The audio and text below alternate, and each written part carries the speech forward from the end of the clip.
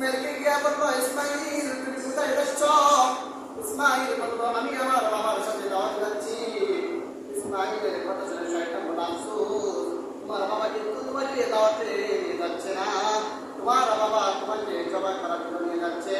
এই ক্ষেত্রে ইসমাইল বলল, একজন বাবা হিসাবে সন্তানকে হত্যা করতে পারে না, একজন বাবা সন্তানকে হত্যা করতে পারে না। শয়তান বলল, আল্লাহ পাকের নির্দেশ তোমাকে জবাই করার জন্য। তখন ইসমাইল আলাইহিস সালাম বলল, ছোট্ট বাচ্চা 9 বছরের বাচ্চা ইসমাইল বলল, আল্লাহ পাকের নির্দেশ হয় তাহলে আমি সন্তুষ্ট, আল্লাহ পাকের যদি নির্দেশ হয় তাহলে আমি সন্তুষ্ট, তাতে আমি কোনো কথা নাই। এক পর্যায়ে বাবাকে ইসমাইল বলল, ও আমার আব্বা, তুমি কোথায় আমাকে নিয়ে যাচ্ছ? ইসমাইল আলাইহিস সালামের কথা শুনে ইব্রাহিম কুরআনের ভাষাতেই শুনে দিল, ফালাম্মা বালাগা মা'হুল সায়া ক্বালা ইয়া বুনাইয়া ইন্নী আরা ফিল মানাম আন্নী আসবাউকা ফানজুর মাযা তারা ক্বালা ইয়া আবাতি ফা'আল মা তু'মার সাতাজিদুনি ইনশাআল্লাহু মিনাস সাবিরিন। ইসমাইল আলাইহিস সালাম যখন হাঁটতে পারে, বাবা বলল, আমি স্বপ্নে দেখেছি তোমাকে জবাই করতে, তোমাকে কেন তুমি বলো?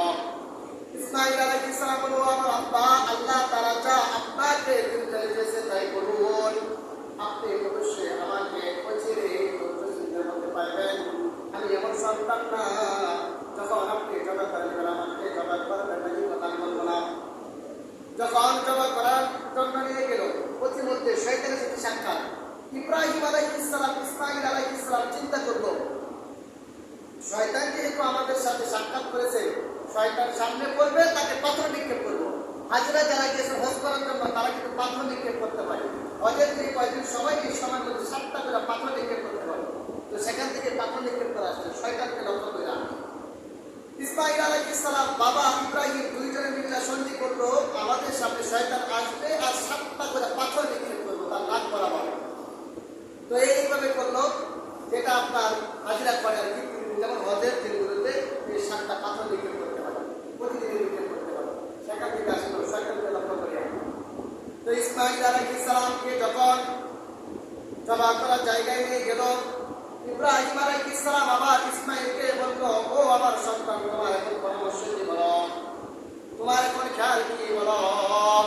ইসমাইল বলল, আমার আব্বা, আলাইকুল্লাহ আসলামা ফাতাল্লাহু লিল জাবিন।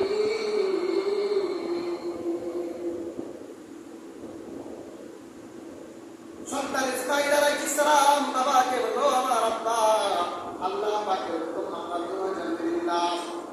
তখন এই কথা বলার পর ইব্রাহিম আলাইহিস সালাম ইসমাইলকে কাঁধ করে শোয়াইলো, ফাতাল্লাহু লিল জাবিন, কাঁধ করে শোয়াইলো।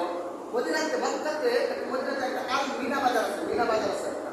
এই মিনা বাজারের মধ্যে হাজিরা দুম্বা অথবা কিছু কুরবানি দেয়। সেই জায়গার মধ্যে ইব্রাহিম আলাইহিস সালাম ইসমাইলকে দিয়ে গেল। দিয়ে যাওয়ার পর বলতেছে, এখন তোমার পরামর্শ কি? মিনা বাজারে বাবা আল্লাহ তাআলা নির্দেশ দিয়েছে আপনি তাই করুন। তখন বাবা কি করবে? এদিক দিয়ে যখন হাজরা আলাইহিস সালামের কাছে আসছিল, মক্কার দিকে রওনা হয়েছে, ওই সময় ইব্রাহিম আলাইহিস সালাম একটা ধারালো চাকু এবং একটা রশি হাতে চেপার মধ্যে লইয়া রওনা দিয়েছে। সন্তানকে বলল, সন্তানকে যদি তোমার পরামর্শ হয়ে থাকে, আল্লাহ যা নির্দেশ দিয়েছে তাই যদি হয়ে থাকে, তখন ইব্রাহিম আলাইহিস সালাম ইসমাইলকে কাঁধ করে শোয়াইল। এই অবস্থায় ইসমাইল জবিহুল্লাহ বাবা ইব্রাহিমকে বলল, আমার আব্বা, আমাকে জবাই করার আগে আমার চেহারাটা কাপড় দ্বারা ঢেকে দিবেন, কেননা আপনি যখন আমার গলার মধ্যে চাকু চালাবেন, যখন আপনি আমার চেহারাটা দেখবেন, তখন আপনার মধ্যে মায়াবী ভাব চলে আসতে পারে, দয়া চলে আসতে পারে। এই জন্য আপনি আমার চেহারাটাকে কাপড় দ্বারা ঢেকে দিবেন, ভালো করে আমার হাত পা বাঁধবেন, যেন আমি চাকুর আঘাতে নড়াচড়া করতে না পারি।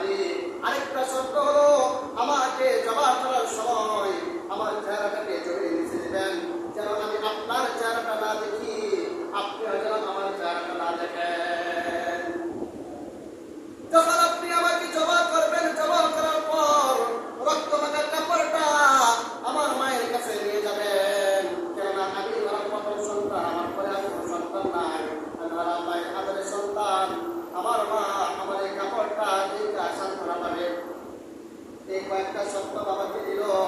বাবাকে দেওয়ার পর বাবা যখন এইভাবে ইসমাইলকে হাত বাঁধল, হাত বাঁধার আগে ইসমাইল বলল, আমার বাবা